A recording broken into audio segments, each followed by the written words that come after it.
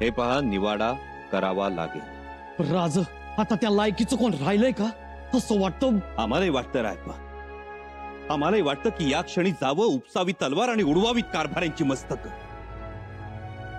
पण तो केवळ अविचार ठरेल। असं केल्यानं रयतेला कारभाऱ्यांचे गुन्हे दिसणार नाही, दिसेल ती फक्त आमची रक्त भरली तलवार। रयतेला आमच्या हृदयातली खंत ऐकू जाणार नाही, पण कारभाऱ्यांचे हंबरडे आक्रोश मात्र ऐकू जातील। आणि म्हणूनच आम्हाला वाटतं की या कारभाऱ्यांचा निवाडा व्हावा। दिरंगाई होईल राजन। होईल, दिरंगाई होईल कविराज, पण निवाडा झाला तरच कारस्थानांचे कारनामे रयतेला कळतील, कळावेत। आणि कविराज, म्हणूनच आम्हाला वाटतं जे व्हायचं असेल ते जनता जनार्दना समोर व्हावं। कारण आमच्या नावानं इतिहासाची पानं मलिन झालेली नको आहेत आम्हाला। शिवपुत्र आहोत आम्ही।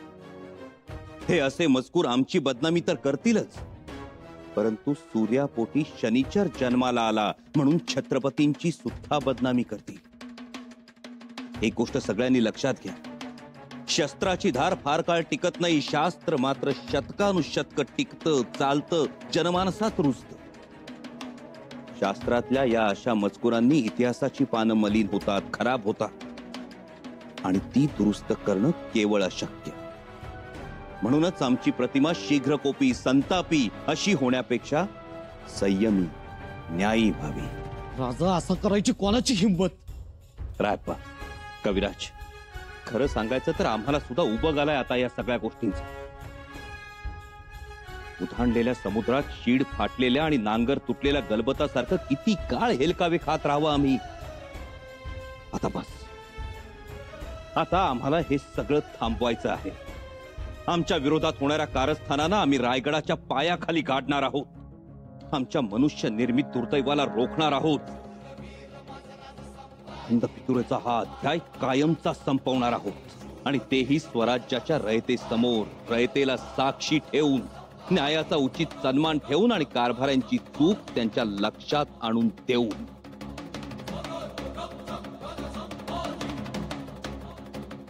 म्हणजे उद्या तोफेच्या तोंडी जाताना किंवा हत्तीच्या पायाखाली चिरडले जात असताना त्यांच्या तोंडून आमच्या बद्दलचे शाप निघणार नाही। आणि म्हणून हा निवाडा, आणि हा निवाडा शेवटचा। राजन, आम्ही सहमत आहोत, करा निवाडा। कसा करणार निवाडा? मुख्य आरोपी कुठे आहे? तो फरार झाला। सापडतील, अनाजी पंत नक्की सापडतील। आमची मावळी पथकं तेवढी तरबेज आहेत, आणि आमचा आदेश पाळण्यासाठी ते जीवाचं रान करतील आणि अनाजी पंतांना आमच्या समोर हजर करतील। ठाम विश्वास आहे आमचा।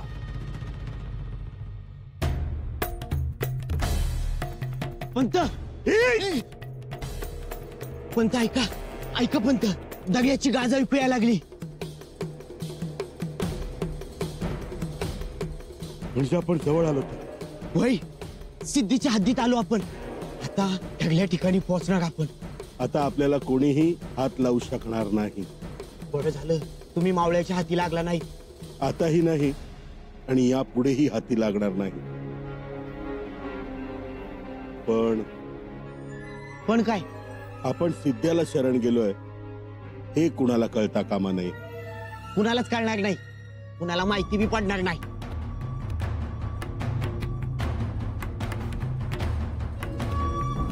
पण तुला तर माहीतच आहे ना परसू।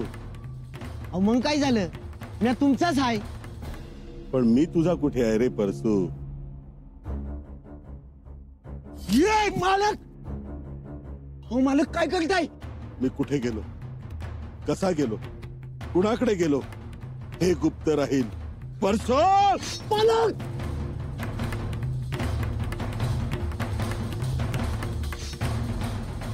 येतो मी परसू।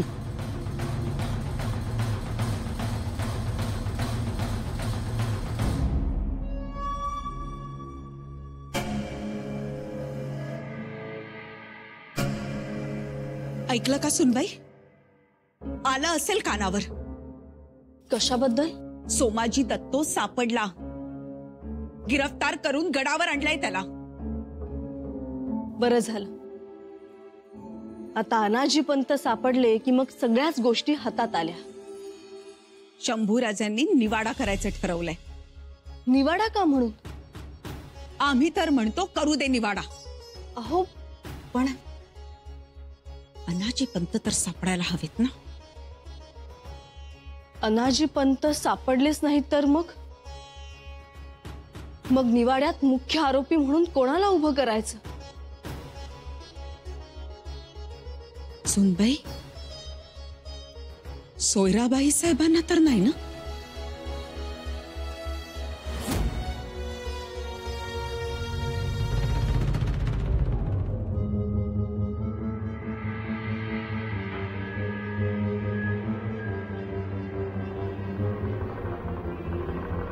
मला वाटलं मीच सापडलो, पण तुम्ही सापडलात.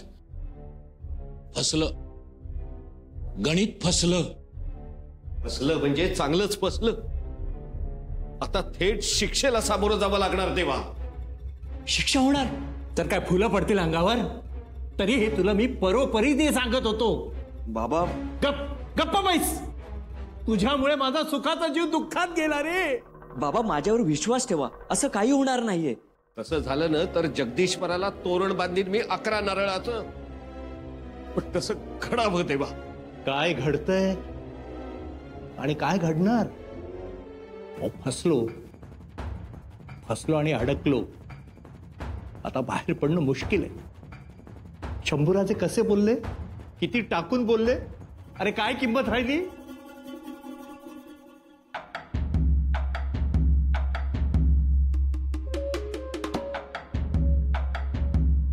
बाळाजी पंत, एवढं मन हलकं करू नका. अहो काही होत नाही. ताणून ताणून धरलं आपल्याला. हो, आपल्याला धरलं, पण दादा अजून बाहेरच आहे ना. आहेत बाहेर. मग अहो ते काही ना काही मार्ग काढणार. काय मार्ग काढणार? आणि कधी काढणार? फासावर गेल्यावर? आता कोणीही मार्ग काढू शकत नाही देवा. हे बघा, माझ्यावर विश्वास ठेवा. अहो दादा आहे तो. अहो त्याची बुद्धी अतिशय तीक्ष्ण आहे. निश्चिंत राहा तुम्ही. दादा करायला आणि तुम्ही सावरायला. तरी मी नको म्हणत होतो, पण यावेळी फसगत होणार नाही. आपण सगळी काळजी घेऊ. आपल्या बरोबर त्र्यंबकजी भोसले आहेत, सूर्याजी निकम आहेत, अनेक मराठा सरदार आहेत. पण देवा काय झालं शेवटी? पळताभुई थोडी झाली ना. झाली खरी. अहो पण म्हणून सगळं संपलं असं समजू नका. बस करा आता तरी. शहाणे व्हा. अनाजी पंत येणार. अहो कसे येणार? आपल्याला चौल बंदर दाखवलं आणि स्वतः गेले सिद्ध्याच्या आश्रयाला. अहो हा काय खरेपणा? हे बघा, एक शब्द बोलू नका सोमाजी. त्यांच्यामुळेच ही अवस्था झाली आहे. अगदी खरं. फसगत झाली एवढं खरं. अनाजी पंतांची काही खबर नाही राणीसाहेब. खबर मिळताच आम्हाला तातडीने कळवा. जी. या.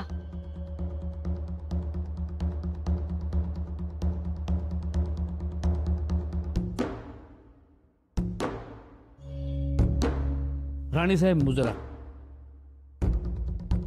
राणीसाहेब, अनाजी बंदांनी सगळ्या कारभाऱ्यांना एका मार्गाने पाठवलंय आणि स्वतः मात्र दुसऱ्या मार्गाने गेले, म्हणून ते सापडत नाहीयेत. असं.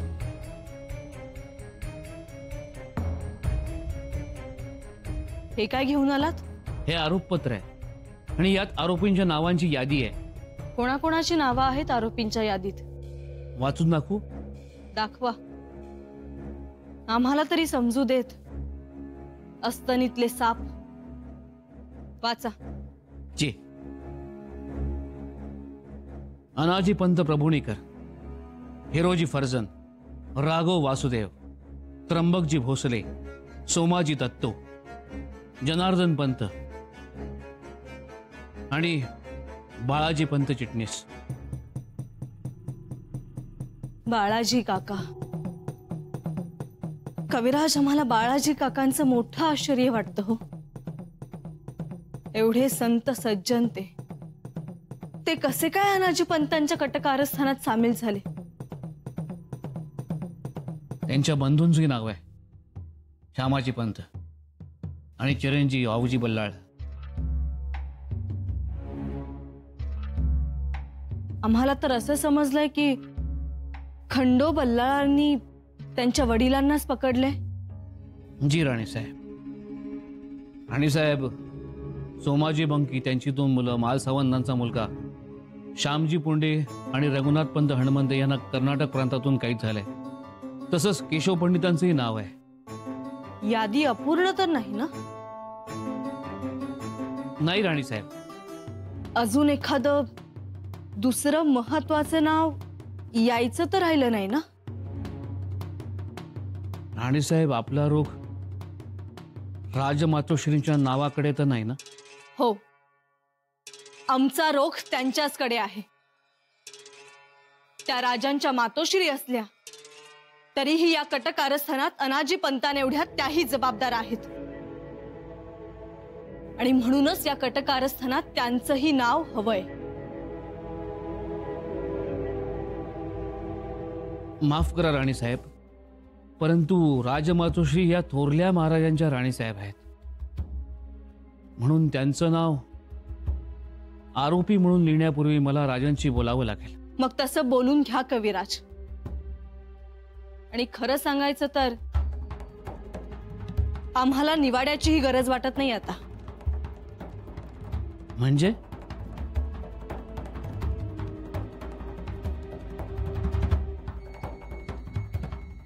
ते आम्ही राजांशीच बोलू. अनाजी पंत आले नाहीत अजून. ते येतील ना? येतील. कोणाला नसली तरी मला खात्री आहे. मला तर खात्री आहे शिक्षेची. शिक्षा अटळ आणि आपलं मरणही अटळ.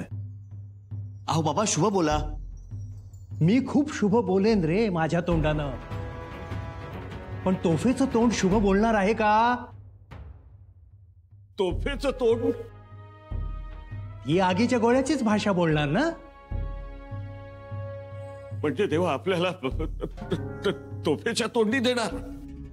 हिरोजी रावांना तोफेच्या तोंडी देणार. मला तोफेच्या तोंडी आणि तुम्हाला माझा कडे लोट पोत्यात घालून टाकतील खाली. कोणालाही सापडणार नाही मी. आणि जनार्दन पंतच नाही, त्यांना काळ कोठडी. म्हणजे तेव्हा मला काळ कोठडी.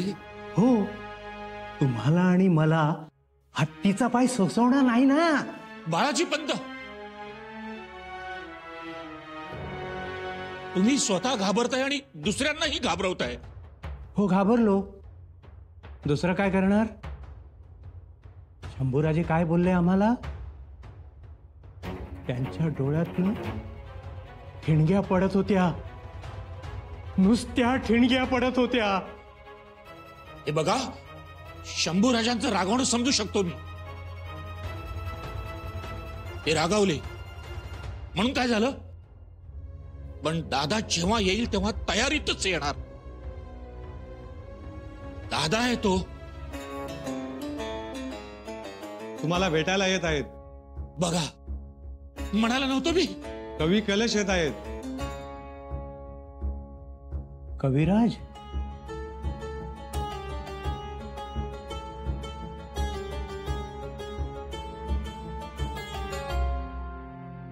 उद्या सकाळी सगळ्यांनी तयारीत राहा. देवा, सकाळीच? नको देवा, नको. झालं. उद्याची सकाळ शेवटची. उद्या सकाळी तुमचा निवाडा होणार आहे. ऐकलं का? निवाडा होणार.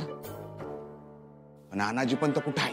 अनाजी पंत असले नसले, निवाडा हा होणारच. तेव्हा तयारीत राहा.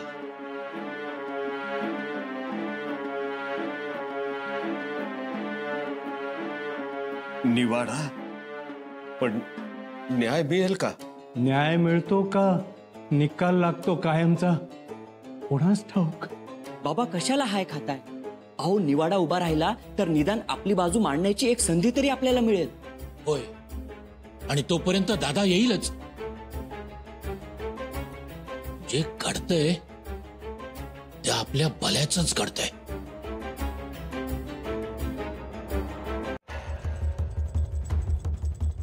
निवाड्याची गरज होती? कशाला निवाडा करायचा? कोणी सांगितलं निवाडा करायला? राजे, राजे थांबवा हे सगळं आता. राणीसाहेब, हा निवाडा रद्द करावा अशी विनंती आहे आमची. राणीसाहेब, तसं करता येणार नाही. एवढा मोठा द्रोह, एवढी मोठी साजिश, भयंकर कारस्थान. रयतेचं हे राज्य चोराला द्यायला तयार झालेले हे अस्तनीतले साप, यांच्यासाठी निवाडा करायचा? नको राजे, रद्द करावा तो निवाडा.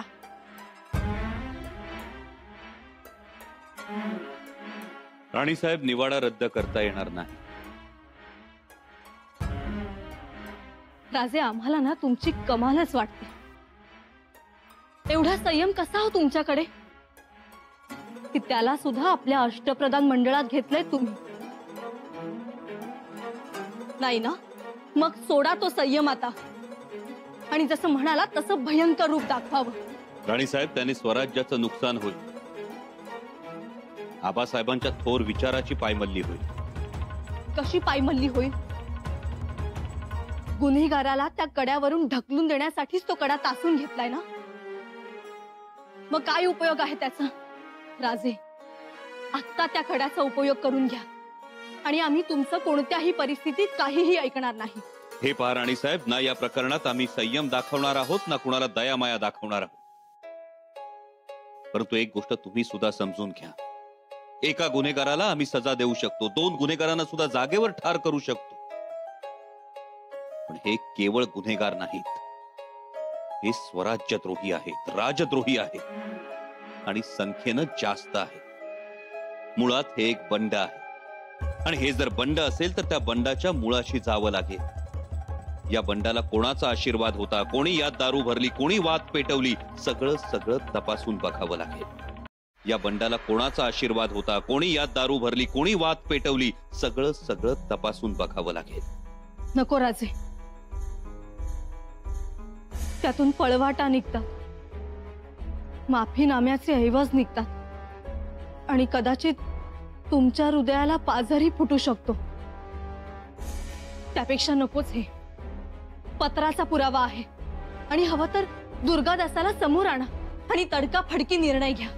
येसू येसू येसू, अहो हे आबासाहेबांनी निर्माण केलेलं रयतेचं राज्य आहे. इथं भाजीचा देठ सुद्धा सुरक्षित असतो. साध्या भाजीच्या देठाला नख लावताना 10 वेळा विचार करावा लागतो. मग माणसांच्या मस्तकांची बाब असताना असा तडकाफडकी निर्णय घेणं योग्य नाही. शिवाय ही मारली जाणारी मस्तकं शेवटी आपलीच आहेत. कधी ना कधी ही मस्तकं आबासाहेबांच्या समोर झुकली आहेत. या मस्तकांना आबासाहेबांची पायधूळ लागलेली आहे. त्या पवित्र पायधुळीशी बेमान झाली आहेत ही मस्तकं. आपण त्यांना माफी देऊ नये. राणीसाहेब, राणीसाहेब, तुमचा राग आम्ही समजू शकतो, परंतु राजे, आमची समजूत घालण्याचा प्रयत्नच करू नका. येसू, येसू हे आबासाहेबांनी निर्माण केलेलं स्वराज्य आहे. आऊसाहेबांच्या संस्काराखाली ते वाढलंय आणि आपल्या या स्वराज्याची ओळख न्यायाचं राज्य म्हणून आहे, रयतेचं राज्य म्हणून आहे. हे श्रींचं राज्य आहे, त्यामुळे इथं कुणाचाही आवाज दाबला जात नाही, तर बोलण्याची संधी दिली जाते. तुम्ही म्हणता तसा तडकाफडकी निर्णय घेऊही आम्ही, परंतु त्यानंतर रयत आमच्यावर ठपका ठेवेल, जे आम्हाला नको आहे. हे राज्य आबासाहेबांचं आहे, रयत आबासाहेबांची आहे, आम्ही सुद्धा आबासाहेबांचेच आहोत. त्यामुळे जे काही खरं खोटं व्हायचं असेल ते रयतेच्या समोर, रयतेच्या साक्षीनं होऊ द्या. गुन्हा सिद्ध झाला तर कोणालाही माफ केलं जाणार नाही, हा आमचा शब्द आहे. पण त्यासाठी निवाडा करावा लागेल आणि तोही तटस्थपणे. छत्रपती म्हणून आमची हीच भूमिका राहील. हा झाला तुमचा मोठेपणा, परंतु एवढा तटस्थपणे निवाडा करणार कोण? श्री सखी राज्ञी जयती.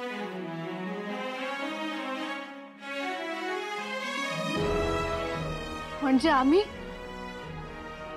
तुम्ही नाही, स्वराज्याच्या कुलमुखत्या महाराणी येसूबाई साहेब.